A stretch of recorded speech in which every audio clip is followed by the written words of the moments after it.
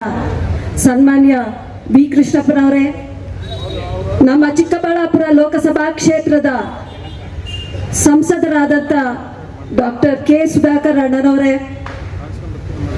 ನಮ್ಮ ಯಲಹಂಕ ಕಾಂಗ್ರೆಸ್ನ ಹಿರಿಯ ಮುಖಂಡರಾದಂಥ ಕೇಶವರಾಜಣ್ಣನವರೇ, ಮಾಜಿ ವಿಧಾನ ಪರಿಷತ್ ಸದಸ್ಯರಾದಂಥ ಸನ್ಮಾನ್ಯ ಬಿ ಕೃಷ್ಣಪ್ಪಣ್ಣನವರೇ, ಒಕ್ಕಲಿಗರ ಸಂಘದ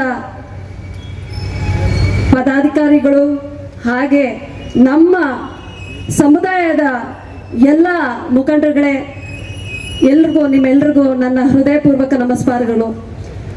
ಬಂಧುಗಳೇ, ಇವತ್ತಿನ ಕಾರ್ಯಕ್ರಮದ ಮುಖ್ಯ ಉದ್ದೇಶ ಮುಂಬರುವ ಕೆಂಪೇಗೌಡ ಜಯಂತ್ಯೋತ್ಸವನ ಯಾವ ರೀತಿ ನಾವು ಆಚರಣೆ ಮಾಡಬೇಕು ಅಂತ. ಬಹಳಷ್ಟು ಜನ ಬರೋರಿದ್ದಾರೆ, ಬಹಳಷ್ಟು ಜನ ಅಲ್ಲಿ ರಸ್ತೆ ಮಧ್ಯದಲ್ಲಿ ನಿಂತು ಕಾರ್ಯಕ್ರಮನ ವೀಕ್ಷಣೆ ಮಾಡ್ತಾ ಇದ್ದಾರೆ. ಎಷ್ಟೋ ಜನಕ್ಕೆ ಇವತ್ತು ಈ ಕಾರ್ಯಕ್ರಮಕ್ಕೆ ಹೋಗ್ಕೂಡ್ದು ಅಂತ ಹೇಳ್ಬಿಟ್ಟು ಬೆದರಿಕೆ ಕರೆಗಳು ಹೋಗಿದ್ದಾವೆ. ನಾನು ಒಂದು ಹೇಳೋದಕ್ಕೆ ಇಷ್ಟಪಡ್ತೀನಿ, ನಮ್ಮ ನಾಡ ಪ್ರಭುಗಳಾದ ಕೆಂಪೇಗೌಡರು ಪರಾಕ್ರಮಕ್ಕೆ, ತ್ಯಾಗಕ್ಕೆ ಹೆಸರುವಾಸಿ ಆದಂಥವರು. ಇಂಥ ಒಂದು ಭೂಮಿಯಲ್ಲಿ ನಾವೆಲ್ಲ ಜನ್ಮ ಪಡೆದಿದ್ದೀವಿ, ನಾವು ಈ ನೀರನ್ನ ಕುಡಿದಿದ್ದೀವಿ. ಸೊ ನಮಗೆ ಪರಾಕ್ರಮ ಅನ್ನೋದು ನಮ್ಮ ರಕ್ತದಲ್ಲಿದೆ. ನಾವು ಯಾರ ಬೆದರಿಕೆಗೋ ನಾವು ಎದುರೋ ಅಂಥವರಲ್ಲ. ನಾನು ಎಲ್ರಿಗೂ ಸಹ ಮನವಿ ಮಾಡ್ತಾ ಇದ್ದೀನಿ, ಮುಂದೆ ನಮ್ಮ ದಿಗ್ಗಜರು ಏನು ನಿರ್ಧಾರ ಮಾಡ್ತಾರೆ, ಯಾವ ದಿನ ಜಯಂತ್ಯೋತ್ಸವ ಆಚರಣೆ ಮಾಡಬೇಕು ಅಂತ ಒಂದು ನಿರ್ಧಾರ ತಗೊತಾರೆ, ಆವತ್ತಿನ ದಿನ ತಾವೆಲ್ಲರೂ ಸಹಸ್ರಾರು ಸಂಖ್ಯೆಯಲ್ಲಿ ಭಾಗವಹಿಸಬೇಕು ಅಂತ ಹೇಳ್ಬಿಟ್ಟು ನಾನು ಕೇಳ್ಕೊಳ್ತೀನಿ.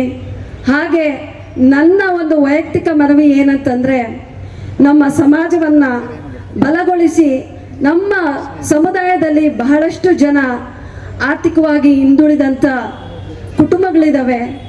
ಅವ್ರಿಗೆ ಒಂದು ಒಳ್ಳೆ ವಿದ್ಯಾಭ್ಯಾಸ ಆಗಿರ್ಬೋದು, ಒಂದು ಒಳ್ಳೆ ಆಸ್ಪತ್ರೆ ನಿರ್ಮಾಣ ಕಾರ್ಯ ಆಗಬೇಕು ಅಂತ ನಾನು ಎಲ್ಲರಲ್ಲೂ ಕೇಳ್ಕೊತೀನಿ. ಹಾಗೆ ಈ ಒಂದು ಕಾರ್ಯಕ್ರಮನ ಇಷ್ಟು ಯಶಸ್ವಿಯಾಗಿ ಪಕ್ಷಾತೀತವಾಗಿ ನಡೆಸ್ಕೊಟ್ಟಂತ ನಿಮ್ಮೆಲ್ಲರಿಗೂ ಒಂದ್ಸತ ನಾನು ಎರಡು ಮಾತನ್ನು ಮುಗಿಸ್ತೇನೆ. ಜೈ ಹಿಂದ್, ಜೈ ಕರ್ನಾಟಕ ಮಾತೆ. ಯಾರು ಅನೇಕ ಜನ ರಾಜಕಾರಣದಲ್ಲಿ ಏನೆಲ್ಲ ಮಾಡಿದವರು ಕೂಡ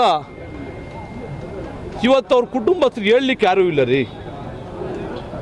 ಅಂಥದ್ರಲ್ಲಿ ಆ ಥರ ಏನೋ ಬೆದರಿಕೆ ಹಾಕಿರ್ಲಿಕ್ಕಿಲ್ಲ ಅಂದ್ಕೊಂಡಿದ್ದೀನಿ ನಾನು. ಹಾಕಿದರೆ ಸಮಾಜ ಏನು ಉತ್ತರ ಕೊಡಬೇಕೋ ಮುಂದಿನ ದಿನಗಳಲ್ಲಿ ಸಮಾಜ ಕೊಡ್ತದೆ. ಸರ್, ವೇದಿಕೆ ಮೇಲೆ ಎಲ್ಲೊಂದು ಕಡೆ ಇಷ್ಟೇ ವಿರೋಧ ಬಂದರೂ ಕೂಡ ನಾವು ಕಾರ್ಯಕ್ರಮ ಹೇಳ್ತಿದ್ವಿ, ವಿರೋಧ ಬರುತ್ತೆ ಅನ್ನೋ ನಿರೀಕ್ಷೆ ಇದೆಯಾ ಅಂತೇಳಿ.